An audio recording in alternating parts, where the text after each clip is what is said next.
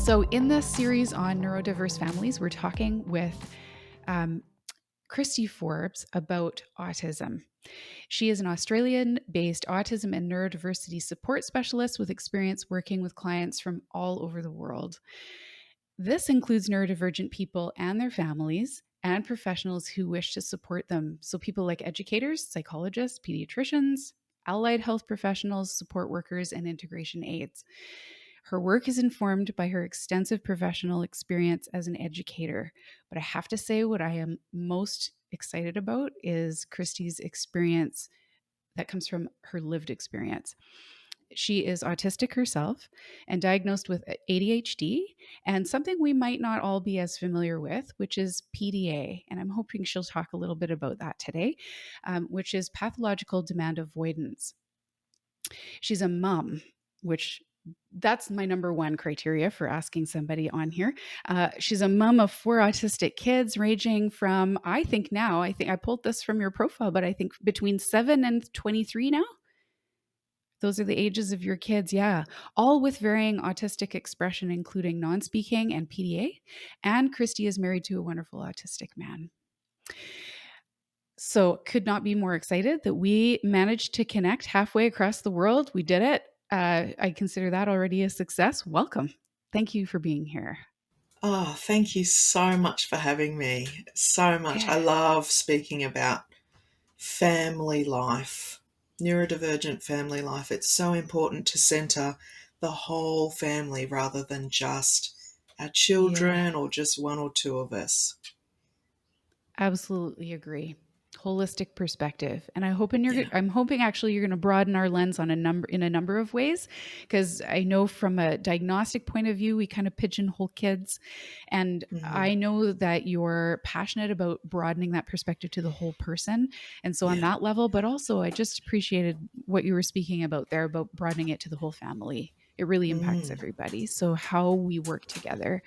yeah. So maybe you could just start today's conversation by sharing a bit of your personal story around neurodivergence, if you would. Yeah. So many stories in the one story.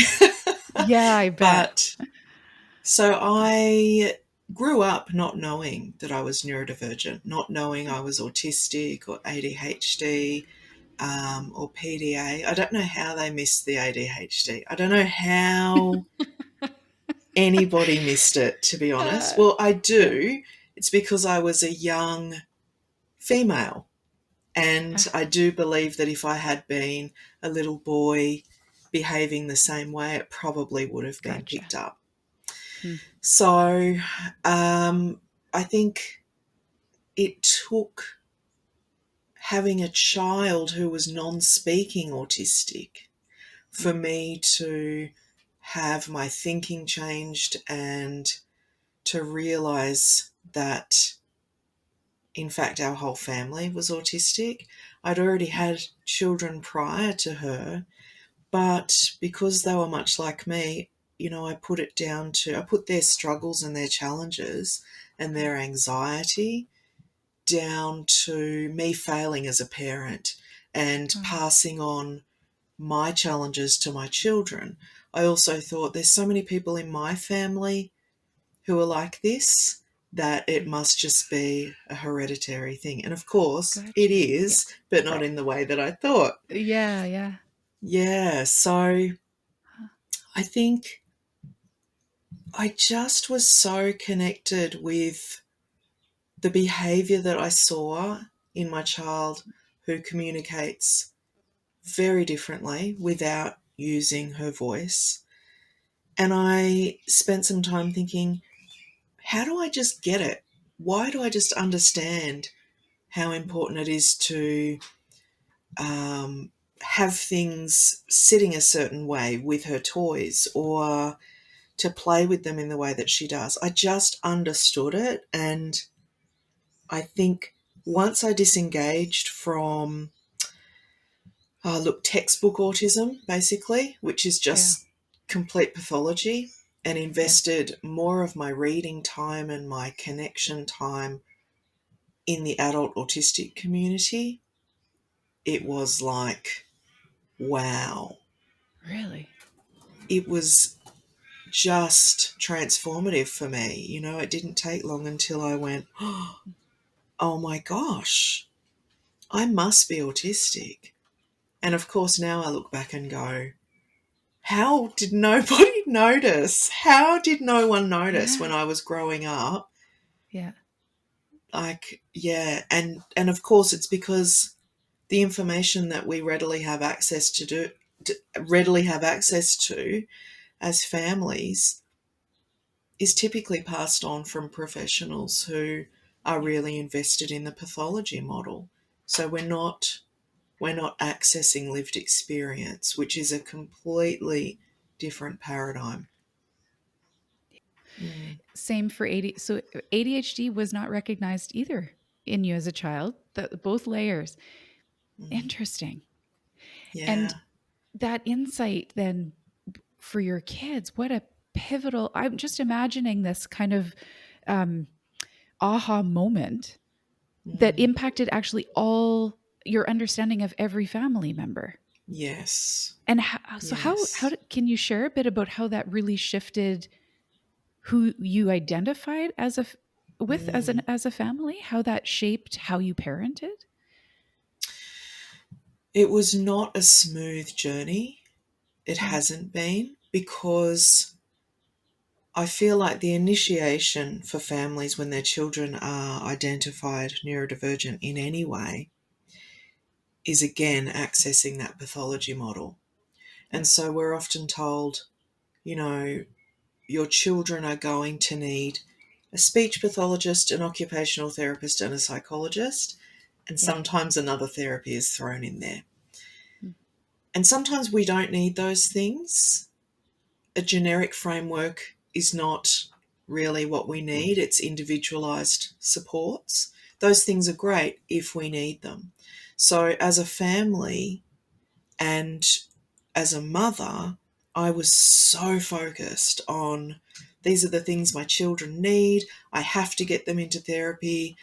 And we were chasing our tail all Oh of the my time. goodness. I was Yeah. stressed and burnt out. And so for a while, my identity stayed the same.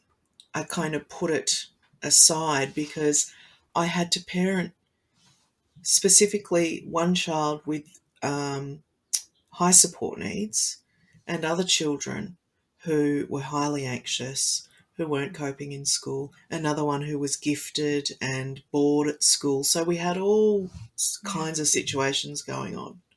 And so it took me a long time until I hit burnout and I had to leave my job and I couldn't study anymore.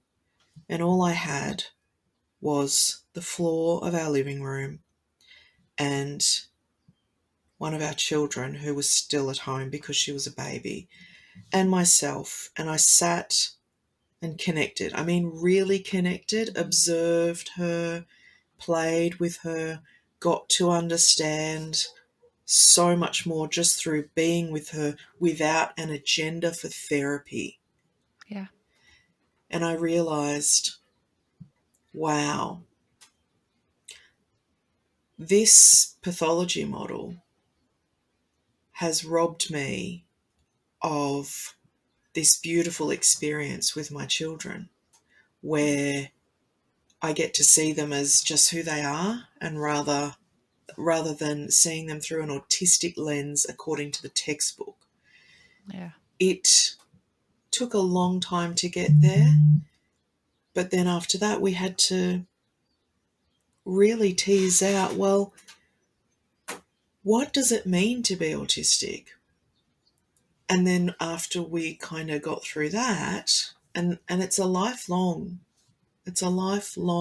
exploration, but then there was, what does neurodivergent family culture look like?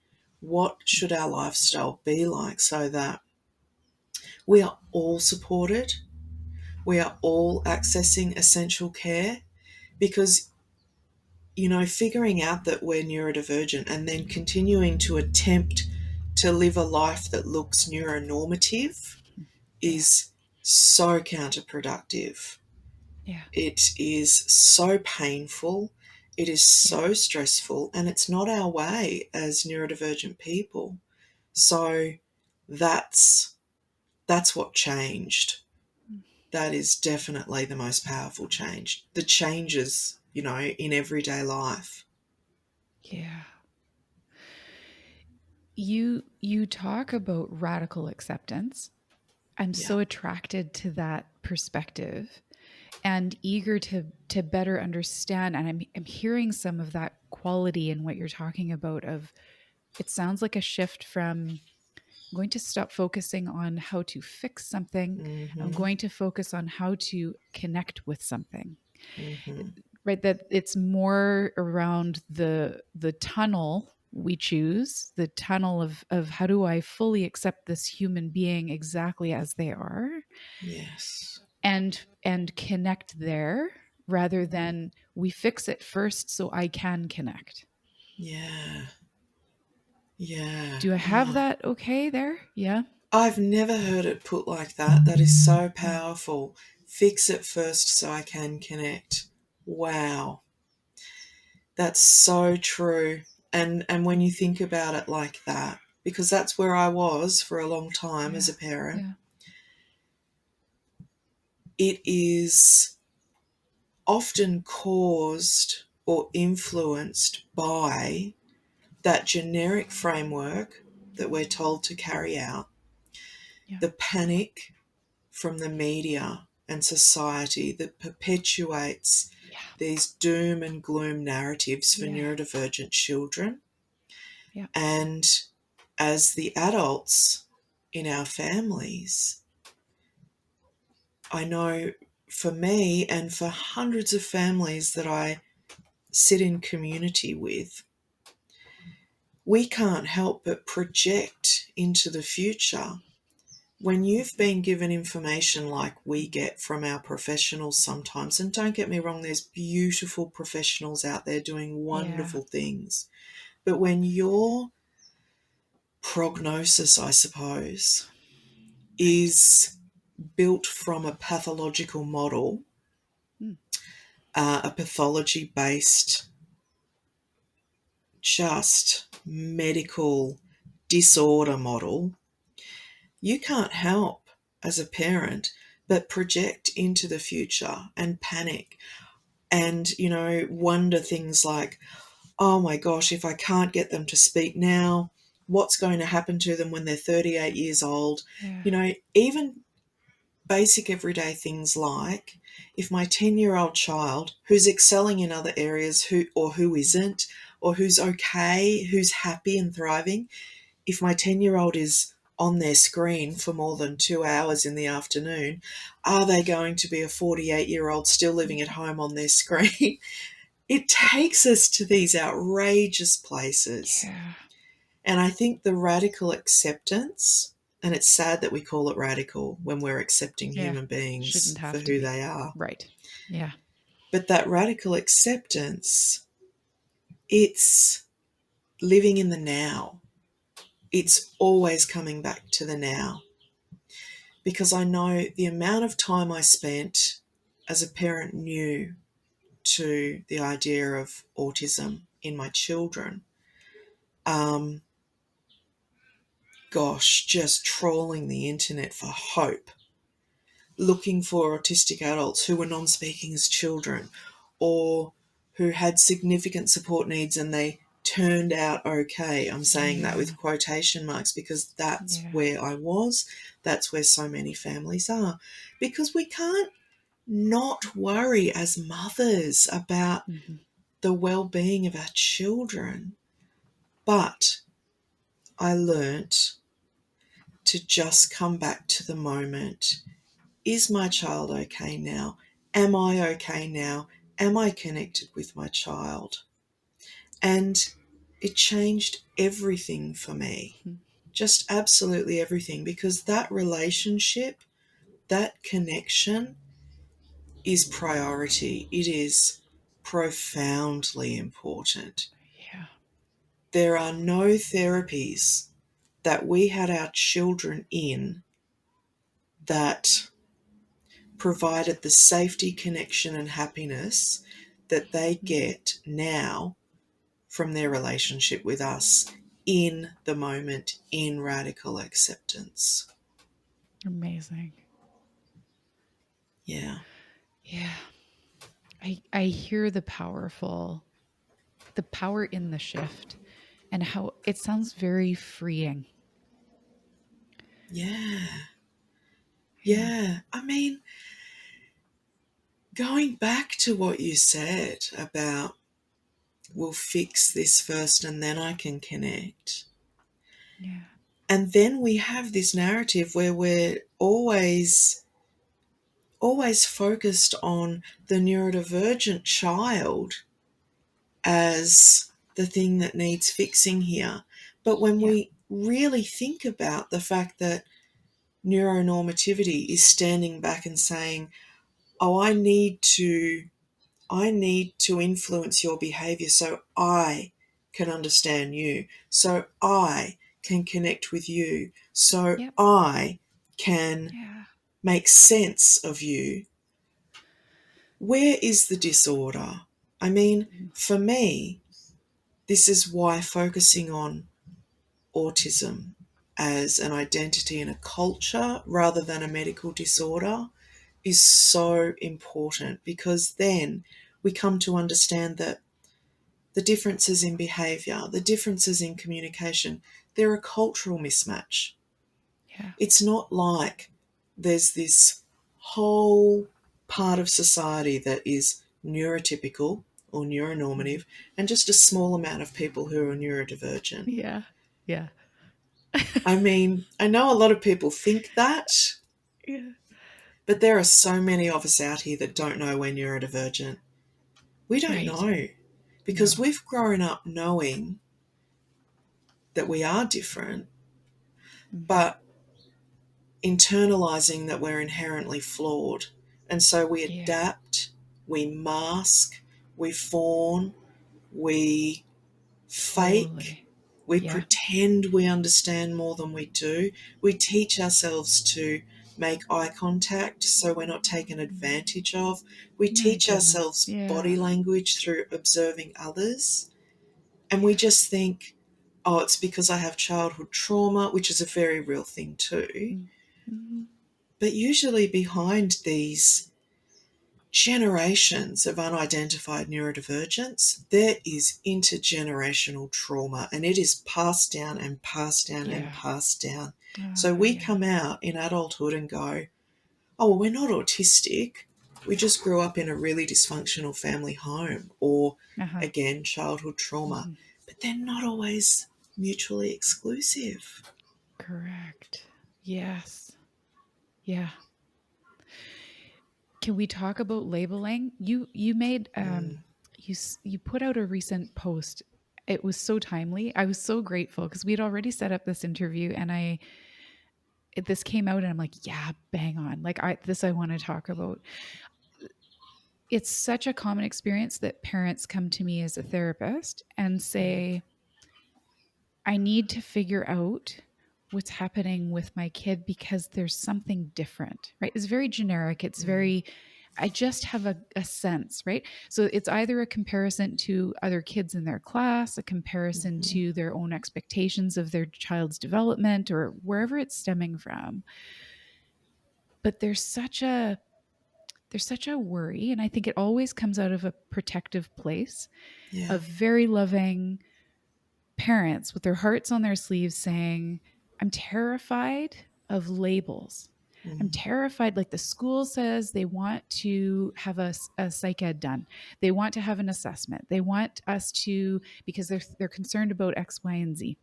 mm, And they already have kind of formulated loose labels. And they're saying, go find somebody who can help you kind of name this so that we can qualify for education supports, we can get whatever else, right? Because yeah. that's the model. This is how we are Yeah. structured in our healthcare system.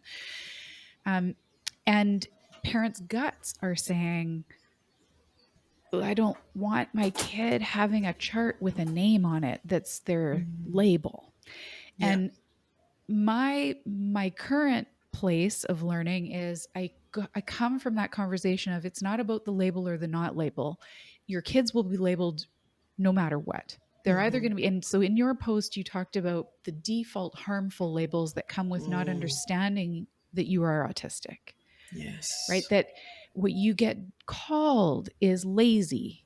You Mm-hmm. get called weird. You get Yeah. called, and I just think about, you talking about this intergenerational trauma, and I think about this intergenerational wound on their self esteem.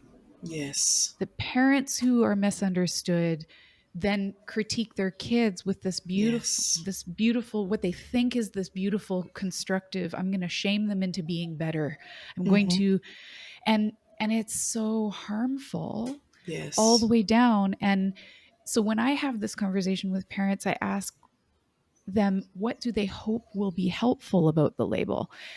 It's not, the labels don't have to be scary if they're Mm. helpful to your Yeah. child, who they are and how you are as parents. But I'm wondering if you can further that discussion for us today. Just, can you share your perspective on what is helpful labeling, what is harmful labeling, Yeah. when we know that the medical system and their labels are not great, but Mm. we're trying to navigate a system and get the help and the support for our kids and for us as families that we need.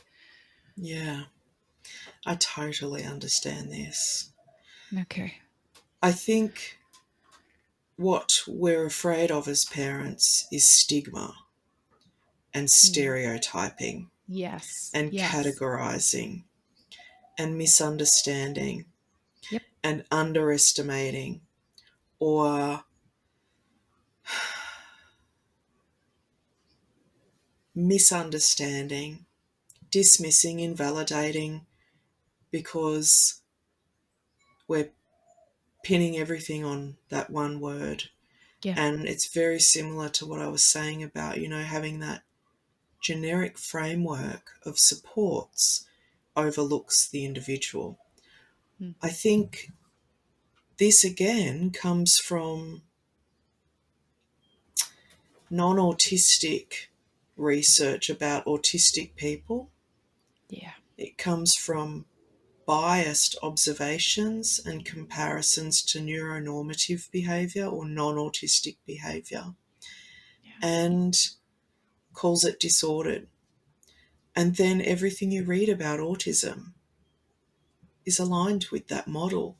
So before, before we have children who are potentially identified as autistic or ADHD, whatever it is, sometimes the only information we have on that is the stuff we've read in books, and it is horrific. Right. Or Yeah. it is bearing witness to the struggles of other families who have Mm. neurodivergent children. Or it's watching a program on television where the parents are upset all the time and the child is sold to the viewers as a burden on the family. Yeah. And we come in with that experience, which is so far removed from the child in front of us, who we absolutely would die for and Yeah. love with all of our being. And it's only natural that as parents, we would never want our children to be viewed like that by society. Yeah. So I totally understand that. Mm. I've been there as a parent. I think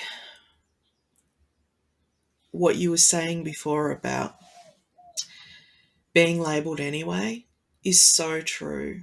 And I put a call out on my social media saying to my neurokin, my fellow autistics, let's talk about labels, and if you feel comfortable, can you share in the comment section what labels you have worn as a result of unidentified autism? Ooh. And some of them I wouldn't even repeat, Yeah. but lazy, um, attention seeking, Mm. um, oh, God, dumb, stupid, just because the, the hardest thing of all is that when you show up in the world like me, like this, people who don't understand autism, whose only understanding is the textbook version, see people like me and think that, and these are things that people have put on social media in response to me being this way. You're delusional. There's no way you're autistic. You are attention seeking. So Mm. we're going to wear other labels if Yeah. we don't get to identify as autistic. And I guess what I would say about all of this is it really highlights the importance of immersing yourself as a family in the adult autistic community. Now, there will be people in that community that won't be for you, and that's okay. There will be pockets of that community that are traumatized. There's a lot of trauma in the community Yeah. for the exact reasons we've already covered today Yeah. in our conversations. But there is so much information about our lived experience, and it's a great place to begin cultivating a foundation at home of positive autistic identity, which is completely different, polar opposites to Yeah. what you'll find in a textbook or in a professional development session for an educator. And I know because I was the educator getting the professional development on autism, and it Yeah. still didn't help me understand I was autistic. Yeah. Right. So Ah. yeah, the label thing is really hard, but I think Yeah. something else that's really important to the autistic community is it's a reclamation. We're Mm. reclaiming that word, because Mm. then there's the whole argument about person first language and identity first language, and you are not your disorder, and I Yeah. know I'm not a disorder, but I also don't need to be reminded that I'm a person before I'm autistic. I'm an autistic person. It is Yeah. central to my being. It influences my thinking, my feeling, all of my sensory intake, Yeah. how I process it, my sleep, the foods I choose, the way I connect with others. And I would never want to be any other way. That doesn't mean being autistic is easy. It's not. It is not. It's a disability, Mm.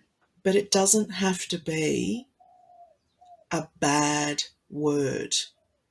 Yeah. It's something we want to celebrate. Mm.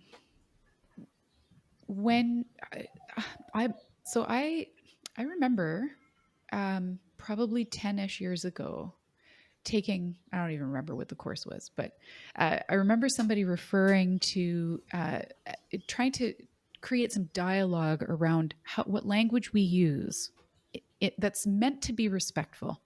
And the flavor of the day was, we don't say you are autistic, we say Mm. you have autism.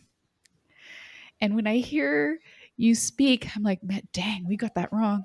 Because that, and I get the feeling of that is, if I think the attempt was to say you're apart from you, so you're not fully defined Mm. by, and therefore because it's a problem. So we were Mm-hmm. trying to separate you from a problem. This is Yes. the compassionate lens. If we can pull you apart from Yes. the problem, then we have permission to love you for who you are. Oh, Right? And yes. I was Yes. right, and that felt very profound at the time. And now now I listened, in the next 5 years, and going, oh, this doesn't feel very respectful. And Mm. my daughter, who has ADHD, um, wants to be identified as ADHD because it is the way in which she frames her entire lived experience. Mm. And she says, I interviewed her in the last episode to get her perspective. Like, give me the goods. What's it like in your brain? Tell me. And she said, there's nothing wrong with me. I'm proud. You should be proud of who you are. And Mm. I've never actually explicitly said those things to her. Like, you should be, it was just how we decided we were going to talk about it. That Yeah. every human has brains shaped in certain ways by certain factors, lived experience. Every single brain that is walking this earth has something that has shaped it. And Yeah. so we can choose any name for any brain that we want, right? And it's Yeah. somebody's made these things up.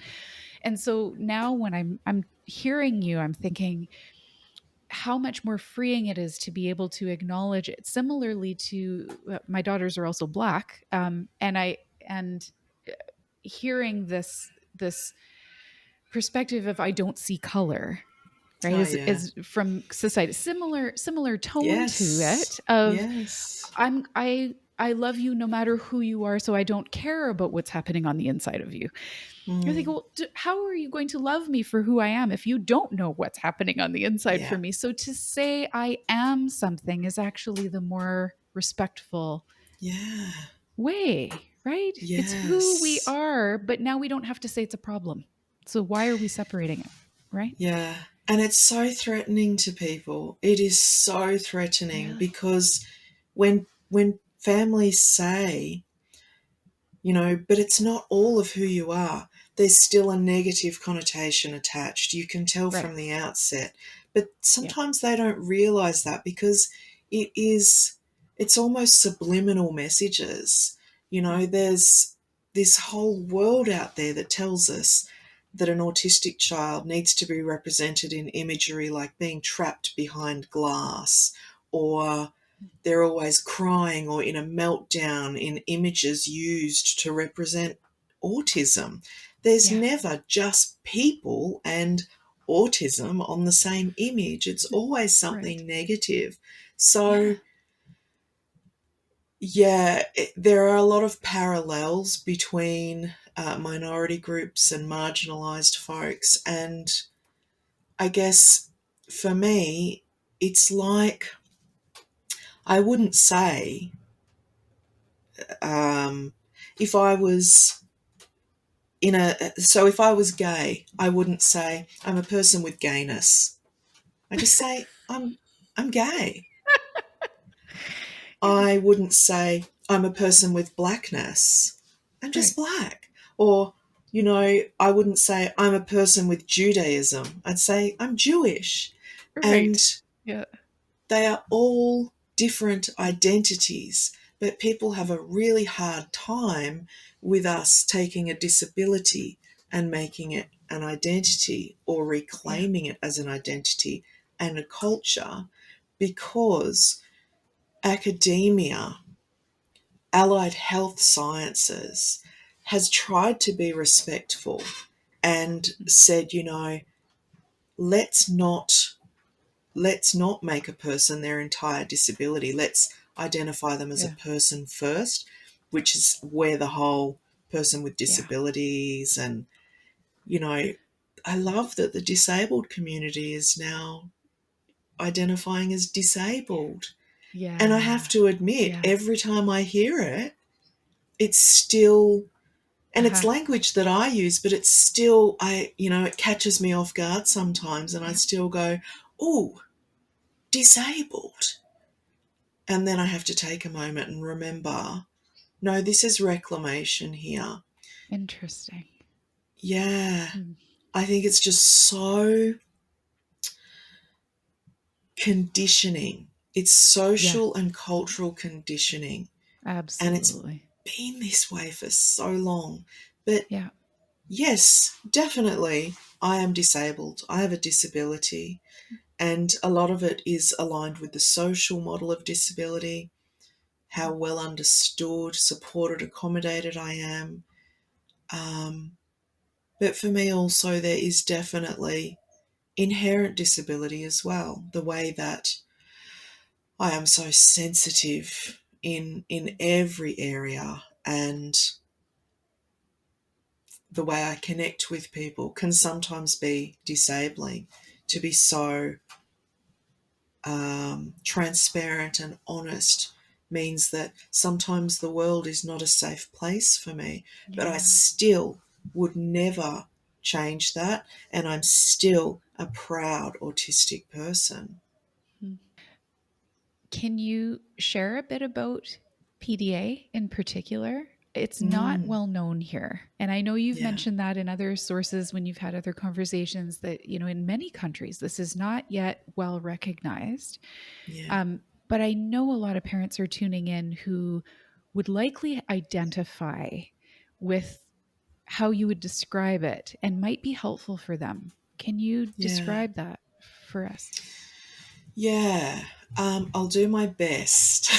Yeah. I'll do my best to Just keep even it just simple. from your perspective. Yeah. So, Yeah. PDA, pathological demand avoidance, I prefer to use the term persistent drive for autonomy. I think it describes it much better. Yeah. Basically, it is a subtype of autism. So I guess it's a particular expression of autism if we move away from Okay. pathology. Yeah. And it looks like in childhood, a child who is really struggling to comply with everyday life, brushing their teeth, showering, doing things that they're asked to do, basic things, and it's all of the time, so it's pervasive. It Mm-hmm. exists all of the time. Um, it's driven by extreme anxiety, but the anxiety doesn't present in the same way that we understand generalized anxiety to present as.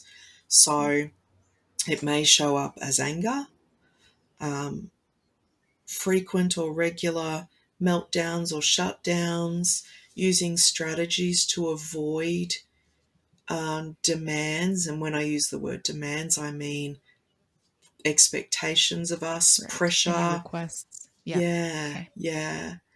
And again, I didn't realize that this was me until a psychologist brought it up with me in adulthood, because you get very good at crafting a lifestyle that somewhat works for you, not having to be told what to do. So I didn't get through school. I was put into isolation at school. I was constantly on behavioural modification programs, on Yeah. conduct cards, always in trouble. Um, so in the end, I just left and Yeah. went back to uni as a mature age student. But it brings along with it lots of co-occurring conditions sometimes, and anxiety related conditions, so OCD, Mm. eating disorders, which, those things are also very common co-occurring conditions for non-PDA autistic folks. But PDA, I think there's a few reasons why it's not recognised or believed, because there is another diagnosis, ODD, Mm-hmm. that, yeah, look, it's a tricky one. It's a really tricky one. Yeah. ODD doesn't need to be associated with autism. It's a standalone diagnosis. Um, but there's a lot of conversation emerging within the neurodivergent community Mm. that we might have got that one wrong, now that we're Gotcha. learning what we are about PDA. Yeah. Could see Because the that. thing about PDA is our eye contact is often more consistent. We're socially driven. We are Mm. often really determined. So when we put our mind to something, we're going to see it through, Yeah. and we're unapologetic about it. But there is Yeah. also a very introverted expression of PDA too, where there's subtle strategies used to avoid demands. So it's a very Mm. complex Yeah. autistic expression, but there are pockets in the US of organisations, communities starting organisations to work with families, but it's so important because the usual parenting approaches that we would be encouraged to use, even in autistic families, will often have an adverse impact on PDA children and their families. Yeah. Wow. Yeah. That is so critical then to understand that. Mm-hmm. I mean, really, I always think the function of any label, the function of any support, the function of any should be to better enhance the child's sense of self, right? Who they are. Yes. Yes. And when you talk about that, I think this is why the bottom up approach matters so much, that we really observe what's actually going on and Yeah. let that inform how we label, how we support, that's the Mm-hmm. direction. It shouldn't be top down. Mm. And for us to just say, well, this is the Bible, this is the medical Bible, the diagnostic manual and these are the things, right, that we're limited by, and then we're going to slot you into one of these because it's what we've decided. This is the categories of humanity, right? We have decided this will forevermore be henceforth true. And then we miss our kids because Yeah. we are not, then we get into trouble with the nuanced versions, right? And then Mm-hmm. so when you talk about PDA as being kind of this fringy in betweenish, it's only in Mm. between because we haven't yet recognized it Yeah. and we haven't yet named it, and Yeah. it's like something but not quite like something. Yes. And what the only reason we need to really understand this better is to better serve humanity. We need Yes. to, right? Yes. Because if what we apply is our manualized parenting for generic autistic people, Mm-hmm. then I'm hearing you say that's going to have not just neutral effect. It won't work, but it has adverse effects. Oh, it causes trauma. Yikes. It causes Scary. trauma because parents are shamed Yeah. and blamed Yeah. for their children's non-compliance, Right. and the amount Ugh. of mothers in particular, never mind thinking that we let go of the refrigerator mother theory Mm. back in the 40s and 50s. Yeah. It is still very much alive. We just use different language. The amount of professionals who tell parents they need to be more stern, they need to instill more discipline, their child's taking advantage of them, that is so damaging. Yeah. Because when you have a parent, and I was that parent, I took my child to a pediatrician and said, my baby is autistic. And I think that she was 9 months old, and I just knew. And she said, come back another time when she's a bit older. And I said, no problem, I get it, totally get that. Mm. I took my child back at 18 months, and the pediatrician said, turn off the television and spend more time with her, and then come back to me in 6 months' time. I can't tell you how insulting that Seriously. is. And it still happens today. That was 10 years ago. It still happens, but Yeah. worse. I've had, Yeah. before I came into what I do now, I worked in the field supporting families and educators. And the amount of families who are being told by professionals to lock their children in rooms, to take away their comfort items, all Oh, of that man. stuff. And people still think that this is the way to go. Yeah. And it's disconnecting for parents. And when Yeah. you're a disconnected mother, Oh, my word. Yes. resenting your child's behavior because somebody's convinced you that it's intentional, willful behavior Yeah. Yeah. and not disability, all kinds of problems stem from that. And then when you are working with families like I do in the healing process, because they're awake now and they see the Yeah. truth, the Yeah. self blame, the shame, the internalizing self loathing, feeling like we failed our children, trying Yeah. to nurture parents to come out of that because it's not their fault.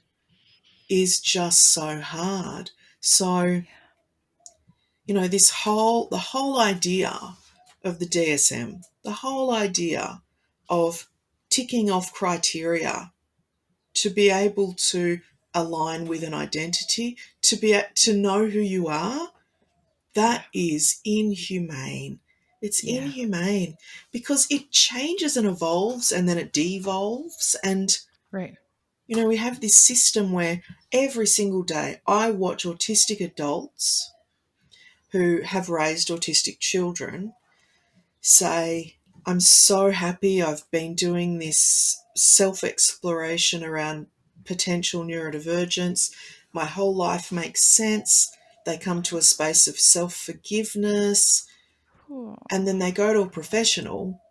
And because they don't check off that Yeah. criteria Yeah. that's really built for white young males, we're Yep. still following that model. When they Hmm. don't check that off, they don't get the diagnosis, so they That's come right. away feeling deflated. They've probably wasted thousands of dollars Yeah. because Right. that's where we're All the at with it. resources. Yep. It is not okay. It's not No. okay. Yeah. And we have to do better. So, in the autistic community, we 100% recognise self identification as 100% valid, if not more so than going for an assessment and having those boxes ticked. Right. Right. We know who we are, for God's sake. We know who we are. Right. We don't need Right. somebody who's been exposed to the pathology model to choose for us, to give us Yeah. permission. Yeah. Yeah, it's Painful. so sad. Very. Very. And then, and at this, so we're in the in between, right? We're going to grow in that direction, hopefully. In the meantime, we have a generation of parents trying to raise kids whose gut says, I know what's happening for my kid. I know my Yeah. kid. I'm the expert with my child. Yes. Um, and they hunt down the professional who will put a stamp on a piece of paper, which they know is not their child's fully understood version of identity, but it's Mm. good enough because that is the helpful label within the construct of our health system that we have set up in Yeah. order to access legitimately things that we otherwise, if we had permission to organically access, because we Yeah. could say, I could self identify, I'm going Yeah. to go to this place, this person, this access this resource, that would come from such a more wholesome, Mm-hmm. beautiful, non pathological place. And we're Yes. not there yet. And We're so not. I get why this is such a conflicting narrative for Yeah. parents of I want that to be the case and it's not. Mm-hmm. And in the meantime, I'm really struggling to Yes. gain access and support in the way that I need for my kids. Right. Yes. So, on Yes. that topic, I would love to hear your perspective. And I know, as we've discussed, there's no one child that is the same, Mm. autistic or not, right? And that, so Yeah. we are not prescribing anything. But as someone who has worked in this community, who lives in this community, who coaches and Mm. teaches, what do you want parents to know about what's required of them to Mm. parent well when they Mm-hmm. have autistic children? Yeah. To just tune in to the individual child and Yeah. to really, when I heard you say before, um, accessing appropriate support and accommodations, I think you said, I instantly thought, how do we know what that looks like when we're in a system that tells us what it looks like? Yeah. And also, tying that into what you said about parents not wanting to buy into labels unless it gets them the help at school. their children they help at school, and then their children at school have another generic framework that is something like notes on a board, timer on a desk, lots of reminders, and maybe you can have a break in the corner of the room where there's a tent with some soft something in there. Yeah. We've got to do better than that. I really don't. I Really? really don't think. I You really don't don't say. Yeah. think Oh. we. I think it's blatant discrimination that children need to have a diagnosis to access support and accommodation in a school system Yes. anyway. I Right? mean, Yes. that is about that. Don't even get me started on that. I bet. Part two. Yeah. The oh my gosh, Oh. the privilege and Yeah. the oh The authority, hey, of I ah get to tell you what you're worthy of receiving. yes. Yeah. And I will not step outside of this framework that I've decided is right for every Hmm. child who is autistic, because we're all Yeah. the same person, right? Yeah. Um, Yeah. at home, for families, I would Hmm. say let go of everything you have ever been told about autism. Let go of everything you've ever learnt about the word, the diagnosis, everything you've seen on TV, everything you've read in books. Because if we're in a situation in our families where we are disconnected, we are stressed out, we are chasing our tail, none of that information is helping us anyway. Right. Yeah. There was such a long time in my life as a parent where I would sit down and beat up on myself because I wasn't doing enough research. I didn't know about every therapy that was Hmm. available. And here's the truth. If you took every therapy, every piece of information, every support, every accommodation, every expert, every professional, one lifetime would not be enough to get through all that information. Right. So let it go. Get rid of it. Get rid of everything everyone tells you about your child. And get down on the floor with your child. Parallel play. Hmm. Watch them.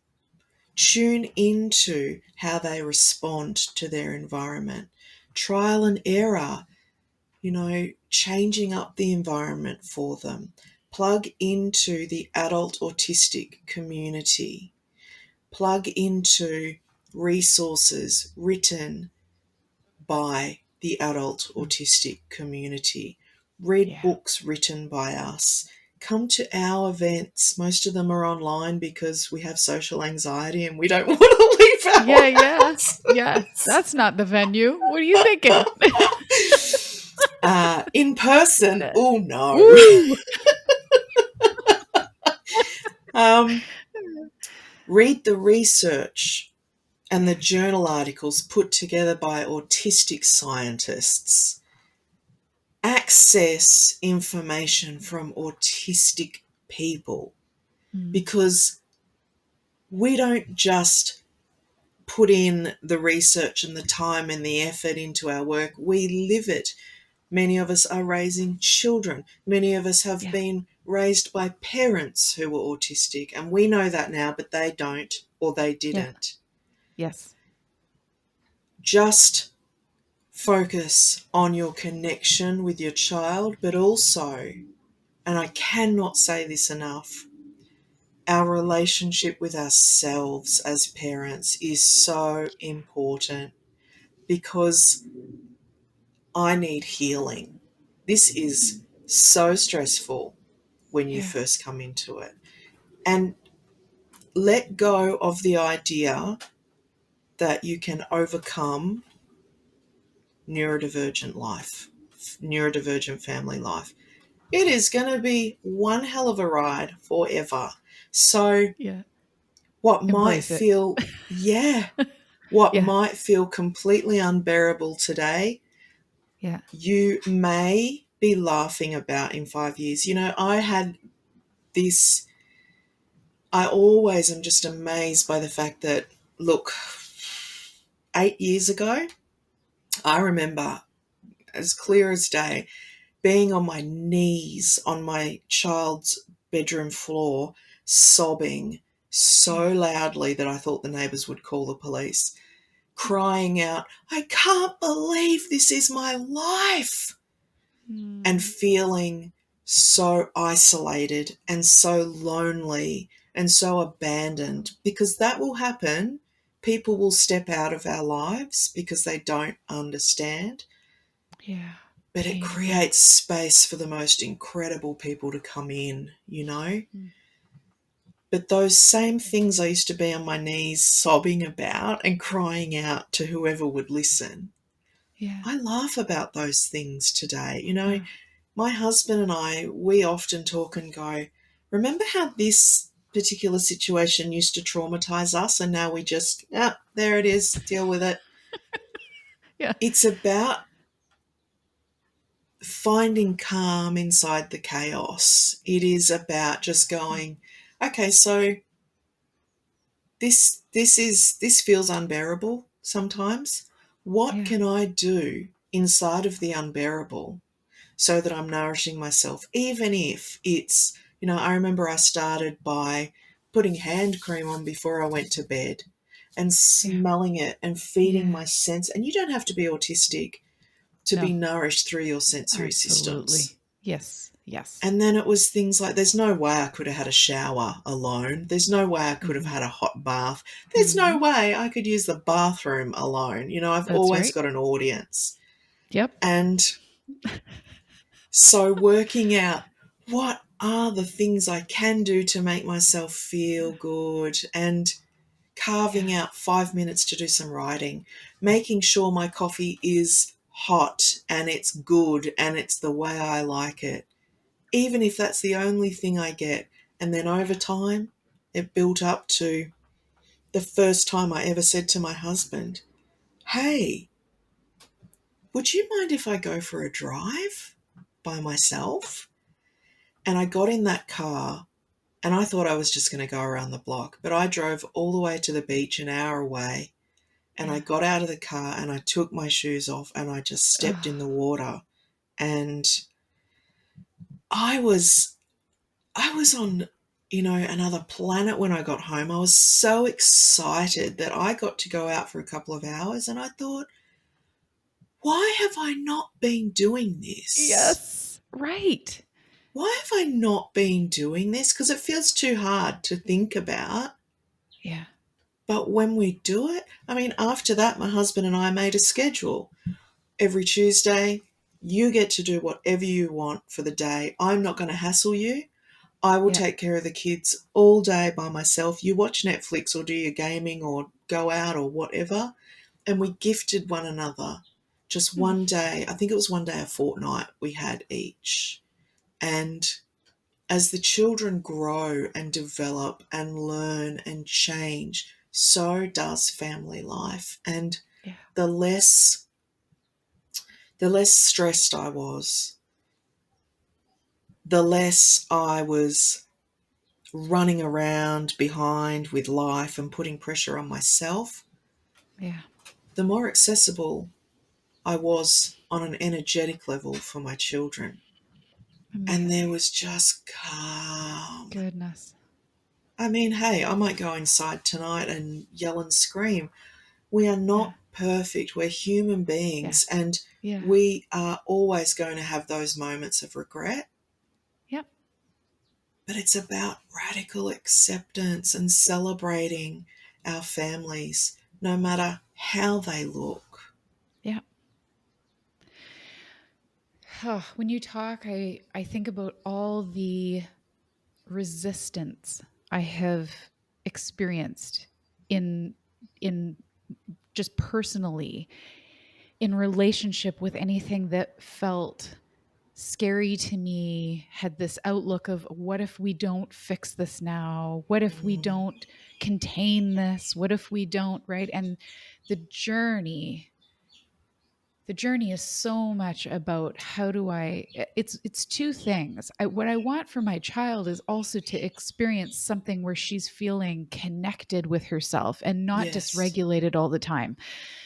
And I also to me, the cost of that being the only priority was that I assumed the role of fixer Mm.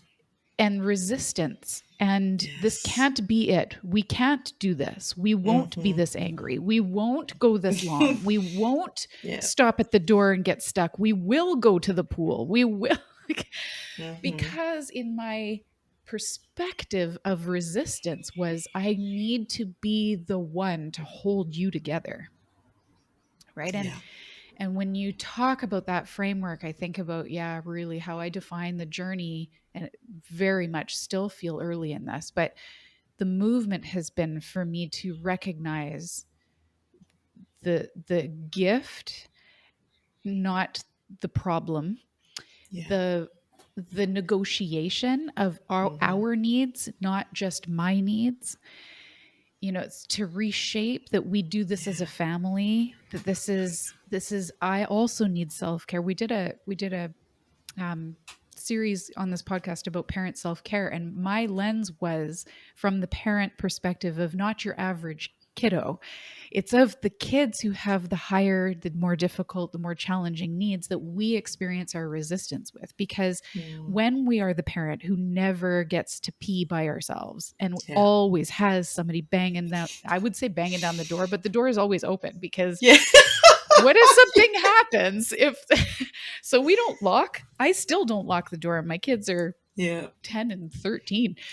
And like, because I've ingrained in me that I'm always needed, I'm always right. and Yeah. and in that reality of the hypervigilance and the on call and the Mm-hmm.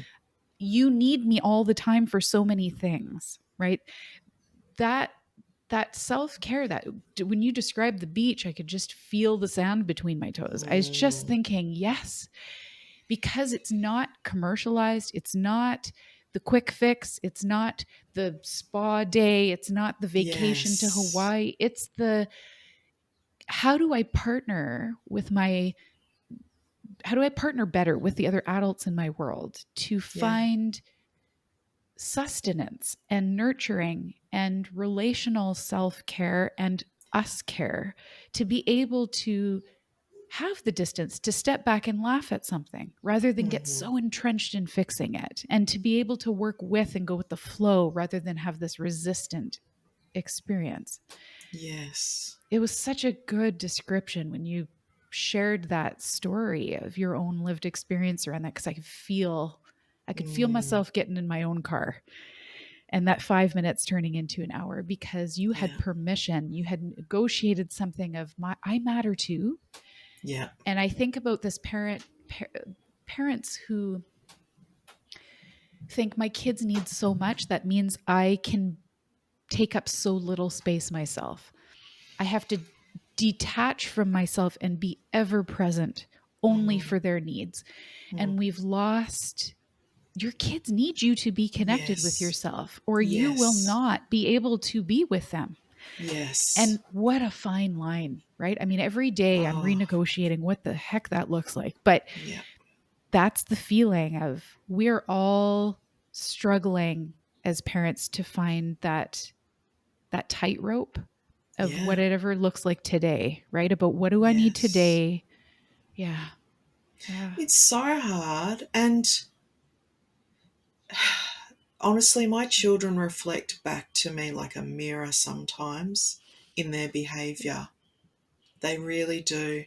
The Yeah. more I struggle, the more of me they need because I feel unattainable to them. Huh.